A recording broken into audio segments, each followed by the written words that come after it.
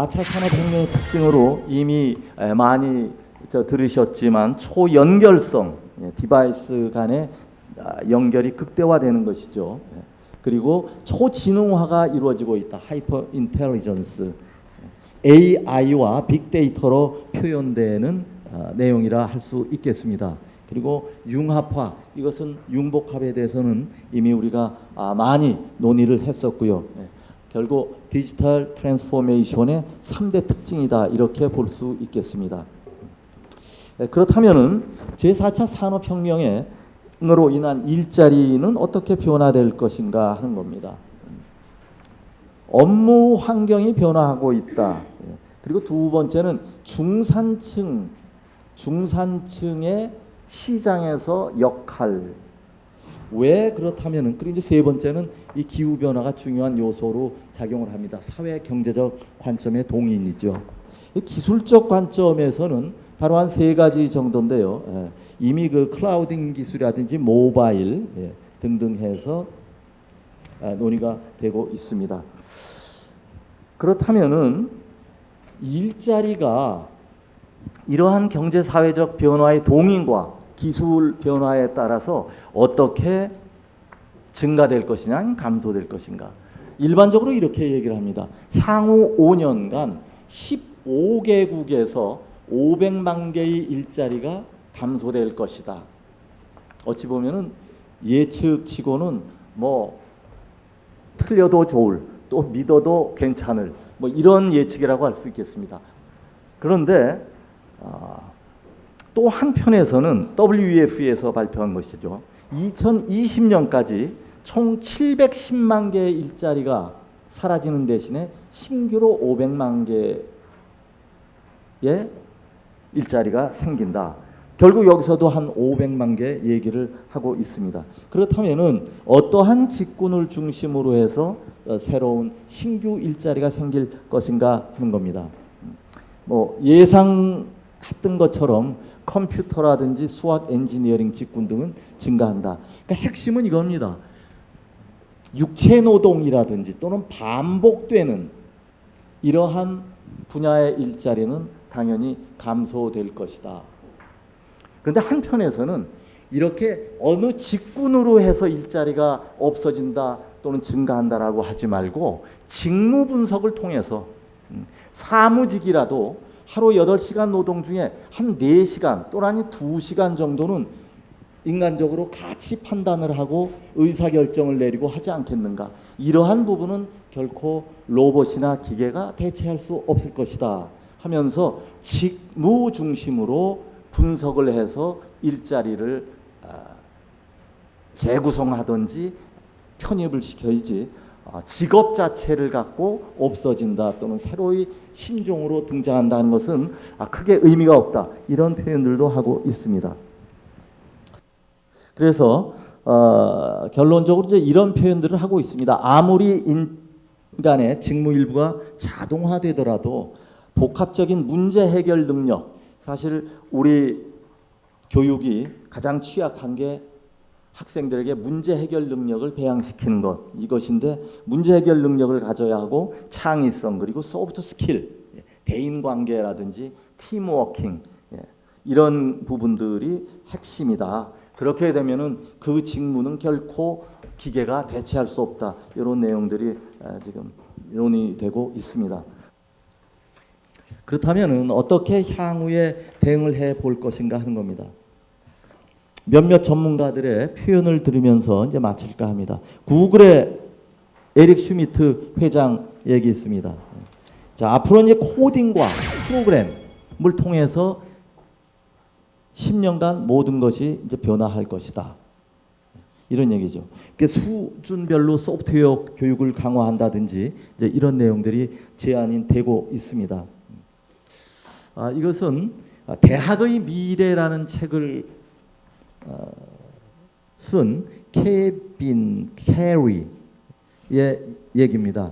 그래서 미래에는 20년 후에는 우리가 알고 있던 이런 대학 시스템 더 이상 존재하지 않을 거라는 표현들. 그래서 새로운 교수법 그리고 학습 방법 등이 열려 있는 상태로 있어야 대학이 경쟁력이 있을 것이다 라는 표현을 하고 있습니다. 4차 산업혁명에는 크게 한 5가지 기술로 구분을 해본 거죠. 빅데이터부터 인공지능, 사물인터넷, 클라우드 기술, 그리고 새로운 에너지 시스템입니다. 이러한 기술들이 의료 분야와 사회 분야, 그리고 농업과 에너지 분야의 어떤 직업들을 새롭게 탄생시킬 것인가, 이런 내용이 몇 개 예시로 들려 있습니다. 그래서 과학기술 분야에서 의료 분야는 어떤 직업들이 생기겠느냐.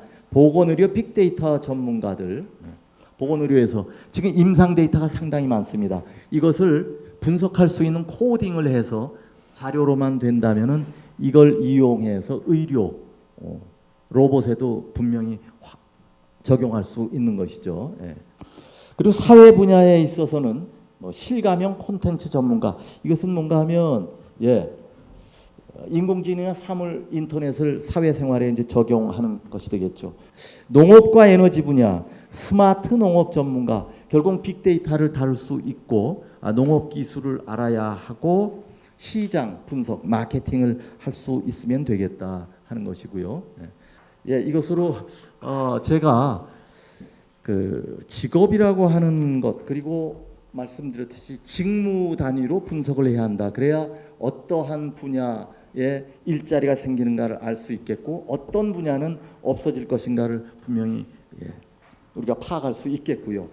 그리고 미래 열릴 기술과 앞서 말씀드린 것처럼 그 분야별로 전문가들을 양성하기 위해서는 어떤 교육이 필요할 것인가, 이 교육 과정을 설계하고 문제 해결 능력, 그리고 복합적인 융합적인 인재가 되기 위해서 어떤 교육 방식을 선택할 것인가. 한마디로 말씀드리면 미래에 자유로운 상상을 할 수 있는 융복합형 인재를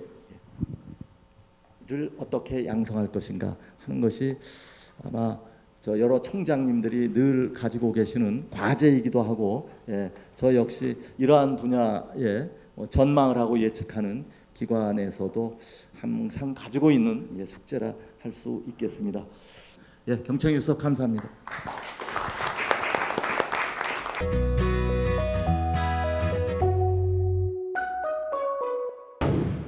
발제에서 미래 유망 직업에 대한 논의가 충분히 있었기 때문에 더 근본적인 문제 제기를 하겠습니다. 미래의 대학 교육의 방향이나 정부의 정책 방향을 올바르게 수립하기 위해서는 무엇보다도 다가올 미래의 직업이나 고용 자체의 안정적 공급이 가능한가? 또한 우리는 그것을 위해서 어떤 대비를 하고 있는가 하는 점을 면밀히 검토해야 되지 않나 싶습니다. 4차 산업혁명의 시대의 기반 기술인 인공지능의 등장으로 광범위한 실업 발생 문제, 또 거기에 대한 대비가 뭘 필요한데 이에 대한 대책이 제대로 없다는 것이 문제입니다. 물론 일상적 업무를 인공지능이 대신함으로써 창의적인 직업에 대한 수요가 증가할 것이며, 문제는 그 증가 수요는 극히 일부분에 불과할 것이라는 점이 또한 문제가 아닌가 싶습니다. 기술 발전이 고용의 감소를 초래하는 것은 제4차 산업혁명 시대의 주요한 특성입니다. 발제에서 지적한 바와 같이 2020년까지 총 710만 개의 일자리가 사라지고 신규 일자리는 200만 개 정도 불과할 것이라는 전망도 우리한테는 참 충격적이 않을 수가 없습니다. 이 같은 현상은 지금까지 우리가 목도하고 있기 때문에 불안하게 미래를 살펴보는 것 말고는 당장 할 수 있는 것들이 잘 나타나지 않고 그에 대한 책도 별로 없는 것 같습니다. 그래서 그것이 좀 비관적으로 나타나고 있는데, 이 현상들을 우리가 어떻게 극복해야 하느냐, 이것도 대학한테 주어진 숙제인 것 같습니다. 당연한 말이지만 2020년이 아니라도 사무, 행정직군, 제조, 생산직군 일자리가 크게 감소하고 컴퓨터, 수학, 건축, 엔지니어링, 직군 등의 상대로 작게 증가하는 것을 우리는 보고 있을 수가 있습니다. 4차 산업혁명 시대에는 일자리 감소가 가장 심각한 경제의 화두이고 이 같은 고용 창출 능력이 감퇴는 산업계 전반으로 이미 확산되고 있는 것이 현실입니다. 이른바 4차 산업혁명 시대의 상징이기도 한 스마트 공장 시대에 접어들었기 때문입니다. 구매나 자재, 관리, 재고, 파악 등이 직업에 대해 대부분 자동화되면서 상당수 직원들이 할 일이 없어졌지만 당장은 해고가 어려워 신규 채용을 크게 줄이고 있는 현실입니다.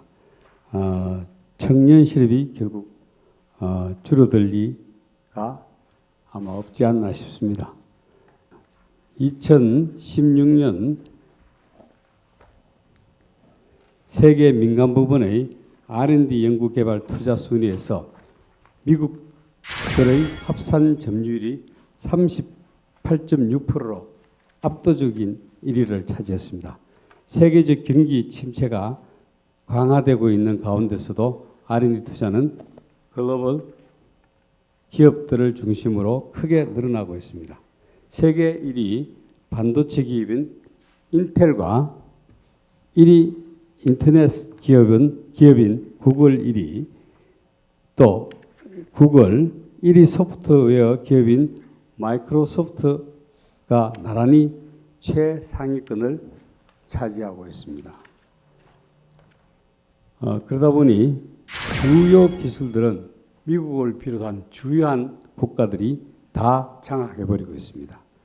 인공지능은 구글, 아마존, 애플 등의 미국 기업이 클라우딩 컴퓨팅은 아마존, MS, IBM, 구글 등의 미국 기업이 자동화나 로보틱스에는 화학, 야스카와 가와사키 등의 일본 기업이 소셜 네트워크는 휴렛 테크트 등이 미국 기업의 대부분을 지금 장악하고 있습니다.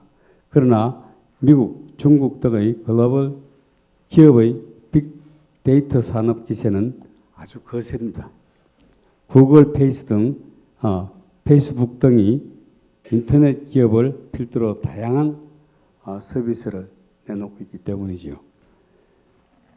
이와 같이 선진국에서는 미래의 신성장 동력의 확보를 위해 시장 장악은 물론 천문학적인 투자가 이루어지는데 새 정부는 대기업을 압박하고 중소기업을 중심으로 세계 시장으로 나가겠다고 우기고 있습니다.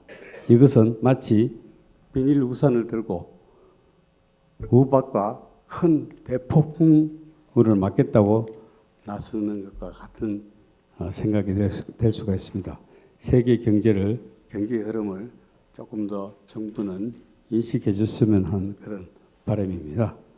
현재의 경제 상황을 제대로 분석하지 못한 지나친 시장 개혁은 또 다른 심각한 파국을 초래할 수가 있겠습니다. 우리 발제에서 제4차 산업혁명은 단순히 일자리 지형 변화라는 피상적인 현상에 그치는 것이 아니라 직무 역량의 변화로 이루어질 것을 전망하고 있는데 이건 발표를 통해서 많이 제시된 4차 혁명 시대의 특성이고 바로 여기에 대학의 역할이 있다고 봅니다. 즉 발제에는 미래의 가장 중요한 직무 역량으로 창의적 사고, 복합 문제 해결 능력과 함께 유연성, 기술 활용 능력, 그리고 커뮤니케이션 등 소프트 스킬이 강조된다고 볼 수가 있겠습니다. 4차 산업혁명 시대에 인공지능, 로봇 기술, 생명과학 등이 기반이 되고 특히 인재 교육이 아주 중시하게 되겠습니다.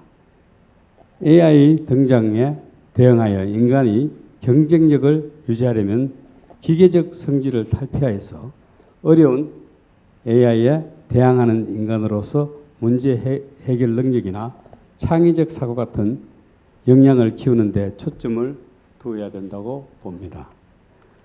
4차 산업혁명은 한 가지 지식이나 기술로 해결할 수는 없습니다.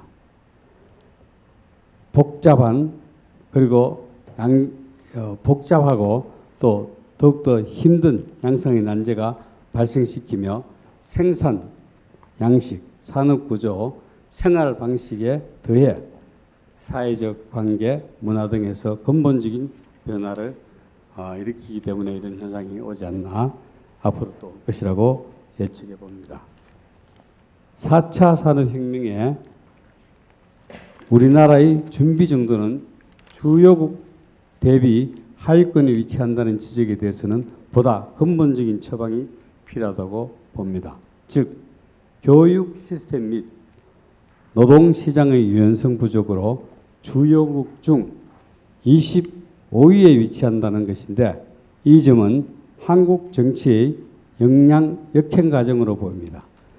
즉, 우리나라의 고등교육 취하율은 2인, 취약률은 2인 반면 교육 시스템 질은 66위이고 노동시장의 유연성은 83이라고 보는데 충격적이라고 볼 수가 있겠습니다. 즉, 교육에 대한 열의는 엄청나지만 교육 시스템은 열악한 데다 노동시장의 유연성이 최악의 상황이라는 것입니다. 노동시장의 유연성이 최악이라는 것은 고등교육을 해결할 수 있는 문제가 아니라 이를 외면하는 정치권이 문제가 되겠습니다. 노동시장의 유연성을 극복하지 않으면 아무리 4차 산업시대에 맞는 창의적 인재들을 대학에서 길러도 소용이 없습니다. 합리적 구조조정, 이것도 거부하고 있습니다. 생산성 기반의 임금 조정, 이것도 거부하고 봉건적 고용 세습 등으로 인한 자신의 능력을 표출할 수 있는 기회 자체가 없기 때문입니다. 따라서 4차 산업시대에는 대학 교육과 관련하여 대학 내에 미래 유망한 인재를 키우는 것 못지않게 국가적으로 보다 유연한 노동 환경을 조성해야 합니다. 이것은 대학의 몫이 아니라 국가가 먼저 세계 경제, 세계의 기술 등의 흐름을 제대로 이해하고 대응하는 자세를 가지는 것이 무엇보다도 필요하지 않나 싶습니다. 대학은 지금까지 상당히 자율성 없이 정부가 지시하는 대로 했기 때문에 우리 대학이 좀 순위 속도가 더욱더 늦춰지지 않나 그런 생각도 듭니다. 하루빨리 대학을 좀 자율화시키는데 좀 정부가 큰 힘을 쏟아주시면 감사하겠습니다. 고맙습니다.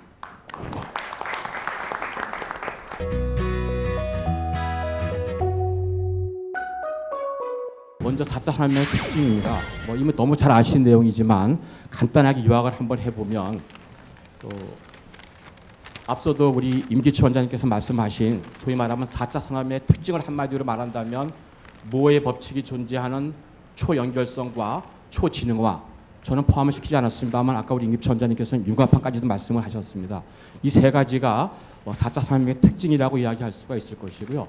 이 4차 산업혁명이 이끌어가는 핵심적인 기술은 다음과 같이 한 8가지로 요약을 해볼 수가 있을 것 같습니다. 그 다음에 아티피셜 인텔리전스를 보면 멘탈 인텔리전스가 만들어 놓은 아티피셜 인텔리전스를 이미 멘탈 인텔리전스가 지고 있는 시대에 우리가 직면해 있다는 사실입니다. IBM이 만든 워슨이라고 하는 이 퀴즈 왕이 미국의 유명한 저퍼디 퀴즈 게임에서 이미 퀴즈의 왕들을 이겨내고 있는 시절이 이미 AI가 소위 말하면 MI를 좀 능가하는 우리는 그런 시대를 목도하고 있다 이렇게 좀 말씀을 드릴 수가 있겠습니다. 결과적으로 말하면 인간이 만들어오는 AI가 어떻게 진화하냐 그러면 빅데이터를 근거로 해서 스스로 프로그램을 개선한다는 겁니다. 소위 말하면 딥러닝하고 셀프러닝하는 것이 AI 특징이기 때문에 아무래도 MI가 AI를 따라가기는 어렵다. 이런 진단을 내려볼 수가 있는 게 지금 4차 산업혁명이 가져오고 있는 이 시대의 어떤 면에서는 위기이고 또 다른 면에서는 기회다. 이렇게 말씀을 드릴 수가 있겠습니다. 지금 이미 퀀텀 컴퓨팅 시대가 도래하고 있지 않습니까? 다시 말하면 지금 우리가 활용하고 있는 일반 컴퓨터의 10억 배의 성능을 갖고 있는 퀀텀 컴퓨터가 조만간에 상용화 된다라고 가정을 해보면 얼마나 많은 기술 혁신이 도래할 것인가를 우리가 감히 예측을 해볼 수가 있고요. 바이오테크놀로지 그리고 인터넷 오브 싱즈를 보니까 머지않아 지금 초기에는 한 100만 건 정도의 사물이 인터넷에 연결되어 있는데 머지않아 50 빌리언 한 500억의 사물이 인터넷과 연결된 시대가 조만간에 도래한다는 것이 바로 AI 혁명이 가져오고 있는 현재의 모습이라는 겁니다. 이 인더스트리 4.0이라고 하는 것은 2011년 독일이 민관 학위연대에서 만들어낸 4차 산업혁명을 준비하는 대표적인 아젠다 프로그램입니다. 자, 이거 소개해드리는 이유는 독일 같은 나라가 제조업이 강한 나라고 미국 주도의 3차 산업혁명이 일어났을 때 독일은 오히려 수수방관하고 과소평가했습니다. 결국은 인간 본성 중심의 사회를 만들어져 가기 때문에 디지털 혁명이 가져오는 것에 대한 긍정적인 효과보다는 부정적인 효과가 많다라고 해서 상당히 소극적으로 대응을 했는데 독일조차도 이제는 4차 산업혁명을 선제적으로 대응하지 않으면 국가 경쟁력이 떨어진다라고 하는 위기의식을 느껴서 2011년에 정부가 주도하는 또 민간이 협동하는 또 학교가 연대하는 소위 말하는 민관학의 인더스트리 4.0을 만들었다라고 하는 것이 시사하는 바가 있어서 제가 오늘 발표에 가지고 들어왔습니다. 네, 이제 오늘 제가 드리고 싶은 얘기 결론입니다. 그럼 과연 우리 대학 어떻게 할 것인가 인 겁니다. 저는 감히 말씀드리고 싶은 것은 저 대학 현장에 있고 또 제가 총장 된 지도 이제 한 학기밖에 안 됐습니다만 또 기존에 계속 대학은 변화가 어려운 건 다 알고 계시는 거고 계속 지금까지 대학의 개혁하지만 제가 볼 때는 리폼이나 또는 리컨스트럭션 정도의 개혁까지는 안 될 거다. 만약에 4차 산업혁명이 미래를 지배하는 메인 패러다임을 자리 잡는다고 한다면 대한민국의 고등교육도 거기에 맞춰서 획기적으로 리셋할 수밖에 없다. 이런 게 제가 개인적으로 갖고 있는 생각입니다. 그래서 기존에 학과를 통폐합한다거나 조금 교과 과정을 개편한다거나 이런 형태의 개혁 가지고는 4차 산업혁명을 선제적으로 대응할 수 없을 거다라고 하는 게 제가 느끼고 있는 대학의 위기의식이고요. 그래서 크게 두 가지로 제가 접근을 하고 싶었습니다. 과거 그 어느 때보다도 인공지능이 발달되어지면 저는 오히려 인간의 윤리, 도덕성 이게 그 어느 때보다도 전 중요하다고 생각이 되어졌습니다. 그래서 오히려 간 인간의 전체성은 무엇인가? 그 다음에 도덕성과 윤리는 어떻게 가져가야 될 것인가라고 하는 게 과거와는 다르게 사람이 스마트해야 되고 예의가 바라야 되고 이런 식의 그런 인성이 아닌 4차 산업혁명을 소화해낼 수 있는 어빌리티를 가지고 있는 새로운 인성의 모습을 대학이 만들어내야 되겠다라고 하는 게 대학의 하나의 교육의 축이고요. 두 번째 하나는 결국은 전문 인력을 만들어내는 겁니다. 전 그래서 그것을 감히 모든 학생을 과학자처럼 만들 수는 없지만 과학자처럼 생각하기에는 대학이 해야 되겠다. 그래서 소위 말하면 도전 정신이고 창의력이고 그런 거라고 말씀을 드릴 수가 있겠습니다. 그래서 저는 숭실대학을 이 두 개의 축으로 이끌어 가려고 합니다. 그래서 일본의 축은 교양 프로그램에서 이번의 축은 전공 영역에서 새롭게 지금 리셋하려고 지금 이제 플랜을 시작을 했습니다. 결국 이제 능력에 관한 이야기입니다. 어떤 능력 있는 학생을 만들어낼 것인가라고 하는 것인데 지금까지는 주로 육체적 능력에다가 대학들이 포커스를 맞췄습니다. 스펙 관리, 전문 지식, 한 분야의 전공 심화 이런 이제 육체적 능력 가지고는 4차 산업혁명을 저희가 대응하기 어렵다라고 하는 것이죠. 그래서 육체적 능력으로부터 인지 능력으로 능력의 영향을 시프트 시켜야 된다라고 하는 게 제가 생각하는 능력의 방향입니다. 그래서 유연한 인지 능력, 창조력, 논리적 추론, 수학적 추론, 시각화 이런 것들이 새로운 교육의 틀로 자리 잡아야만 되겠다라고 생각을 하고 있습니다. 그리고 이제 새로운 기본적 기술을 습득시켜야 한다는 겁니다. 거기 어떤 내용이 포함되어 있냐면 적극적인 학습 능력, 발표 능력, 읽기 기회, RCD 해독 능력. 이것이 중요한 게 아니라 이것을 베이식으로 해서 소위 말하면 프로세스 어빌리티, 절차적으로 이것을 어떻게 해나가는 것인가라고 하는 학생들의 적극적인 경청하는 태도, 비판적인 사고, 자신 및 타인에 대한 성찰 이런 것들이 필요하다는 것이고 이건 앞서 말씀드린 대로 인성과 연결지어서 교육할 수 있다 이렇게 생각되어집니다. 4차 산업에 특화된 학문 집중을 육성시키고 연계 학문을 좀 보완시키고 그다음에 클라우드 베이스드 지식정보 사회의 사용자들을 육성시키고 지금까지는 주로 우리가 피동적 학습이었다고 한다면 지금도 이미 하고 있겠습니다만 뭐 PBL이나 등등 해가지고 능동적 학습으로 좀 전환시킬 필요가 있겠다. 그리고 학생들에게는 좀 다양한 학문 접근을 기회를 주면 좋겠다라고 해서 이미 일부 대학은 진행을 하고 있는데 저희 대학은 2학기 때부터 학생들에게 자기 설계 융합 전공을 이제 확대를 시켰습니다. 그래서 스스로 이제 제공되고 있는 모든 전공 과목을 스스로 융합하고 설계해서 융합전공심사위원회 허락을 받으면 스스로 만들어가는 융합전공을 시작을 하게 됩니다. 결국은 융합교육을 통해 가지고 유연한 창조력을 형성을 시키고요. 그리고 과거에 우리가 교육이라고 한다는 것은 기술이나 지식을 습득하는 과정에서 이제는 생각하는 방법, 다시 말하면 문제 해결 능력을 시키는 것으로 교육의 패러다임이 바뀌어야 되겠다는 겁니다. 그리고 교양 과목의 컴퓨터 언어라든지 디자인 이런 것들을 활용할 수 있는 능력 강화와 이것을 전공에 어떻게 활용하실 것인가를 확대할 필요가 있고 AI를 일반화시킬 필요가 있다. 이렇게 나름대로 정리를 한번 해보았습니다. 철학적 관점, 생각의 변화함에 따라서 어떠한 새로운 직업이 생겨나게 될 것인가. 이게 사회 구조를 바꿉니다. 이제 산업 자본주의에서 금융 자본주의를 거쳐서 문화 자본주의 사회가 됐다 이거예요. 이 문화 자본주의 사회가 됐다는 것은 아까 진선미 욕구, 정신적인 욕구를 반영하는 사회. 이것을 1차, 2차, 3차 산업에 의해서 제4차 산업이라고 얘기할 수가 있습니다. 그래서 앞으로 이 문화 콘텐츠 산업, 문화 슬기부 산업에 있어서는 이제 소기업, 1인 기업이 주도하는 사회가 된다. 과거 이제 소위 산업 자본주의 시대에는 대규모의 대공장 체제였죠. 대규모 공장, 대도시가 이 사회를 주도했다고 한다면 앞으로는 그렇지 않다 이런 얘기죠. 그래서 주거 형태도 대도시 중심이 아니라 자연 친화적 흩어진 도시 이런 형태가 돼가고 있다. 이렇게 말씀드릴 수가 있습니다. 그래서 이 소기업이나 1인 기업 중심 시스템이 되기 때문에 바로 여기에 따라서 이 개인 맞춤형 소위 이제 스마트 사회라는 게 개인 맞춤형 사회 이렇게 말씀드릴 수가 있는데 개인 맞춤형 콘텐츠 산업이 굉장히 뜨게 될 거다. 그리고 교외 도시, 교외 주택과 관련된 그러한 산업을 예측을 할 수가 있겠습니다. 그래서 여기에서 이제 새로운 가치 만들고 가치를 더하고 가치를 바꾸는 산업, 새로운 가치를 만드는 산업들이 그런데 이 전통적인 의식주 산업에서 정신적인 욕구인 진선미 산업을 융합하는 이러한 산업이 나오게 됩니다.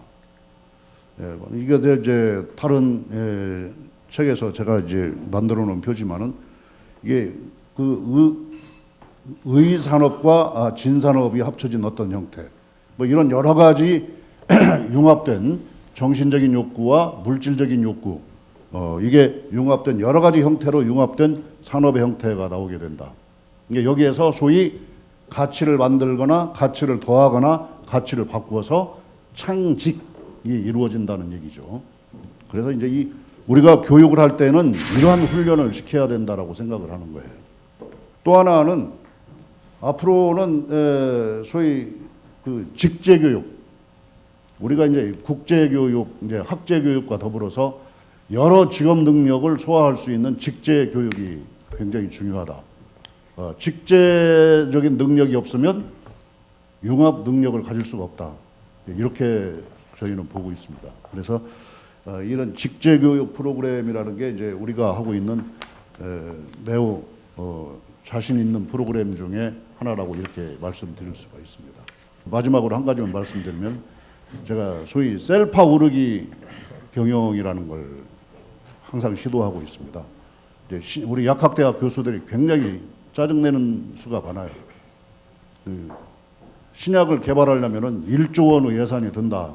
이게 상식화된 얘기예요. 근데 셀파 오르기 경영이라는 거 뭐냐? 에베레스트산 올라가는데 허영호나 이런 분들은 수천만 원짜리 장비를 갖고 올라갑니다. 근데 그걸 도와주는 셀파들은 스리퍼 신고 올라가요. 이게 정상에 올라가는 거 똑같이 올라가는데 우리가 스리퍼 신고 올라가는 그러한 정신으로 새로운 기술, 새로운 걸 만들어내자. 그래서 공과대학이나 의과대학이나 그리고 인문예술계도 전부 저비용 고부가가치 생산, 이게 이제 셀프아우르기 경영인데 이걸 강조해서 하다 보니까 이게 되더라 이런 얘기예요. 안 되는 게 아닙니다. 그래서 이런 자신감을 가지고 이제 4차 산업혁명의 시기를 넘어서서 저희는 5차 산업혁명을 먼저 선도해서 이끌어 나가자, 이런 취지로 경영도 그렇게 하고 있고 교육 프로그램을 그렇게 짜고 있습니다.